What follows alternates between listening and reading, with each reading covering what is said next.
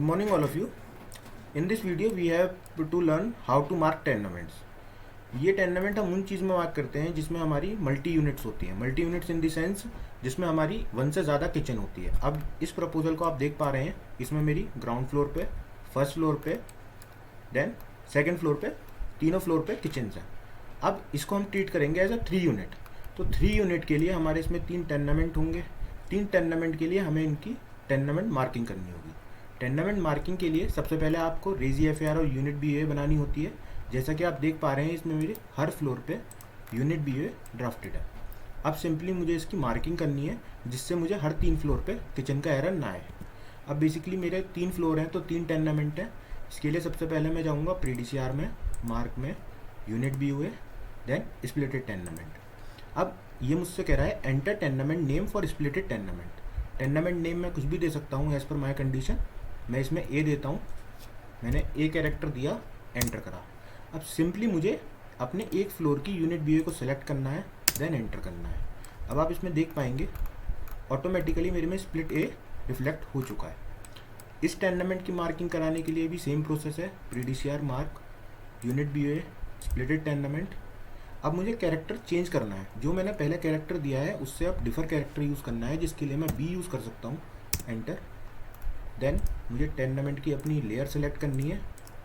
Tenement की layer select करा, enter. अब आप देख पाएंगे इसमें मेरा स्प्लिट बी हो चुका है.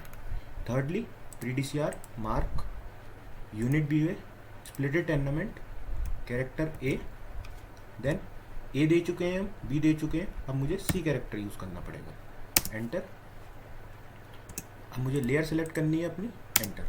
अब इसमें मुझे स्प्लिट सी लिखा आ गया है. ये मैंने प्रोसेस उस केस में अपनाया जब मेरी प्रपोजल में 3 किचन थी. अब मान लीजिए मेरे प्रपोजल में सिर्फ एक किचन है. ये मेरा है स्टोर रूम. तो मैं इसका रूम चेंज करके मैं इसे स्टोर रूम मार्क कर देता हूँ. बेडरूम मैंने मार्क कर दिया. मान लीजिए मेरा ये बेडरूम आ गया, ठीक है. और ये मेरा बेडरूम है. अब मेरे प्रपोजल में सिर्फ एक किचन रह गई है. अब इसके टेनेमेंट कैसे मार्क होंगे मैं आपको वो इलेबरेट करता हूँ. सबसे पहले आप प्रीडीसीआर में जाएंगे, मार्क में जाएंगे, यूनिट बीओए, स्प्लिटेड टेनेमेंट. अब मेरा टेनेमेंट सिर्फ एक है इसमें, क्योंकि मेरे पास सिर्फ इस प्रपोजल में एक किचन है. स्प्लिटेड टेनेमेंट में मैं कैरेक्टर दूंगा ए, एंटर. एक टेनेमेंट में हम अपनी सारी यूनिट बीओ को एक साथ सेलेक्ट करते हैं. वापस बताऊँगा, जितनी यूनिट बीओ हैं हमारी उन सबको एक साथ सेलेक्ट करेंगे, एंटर करेंगे.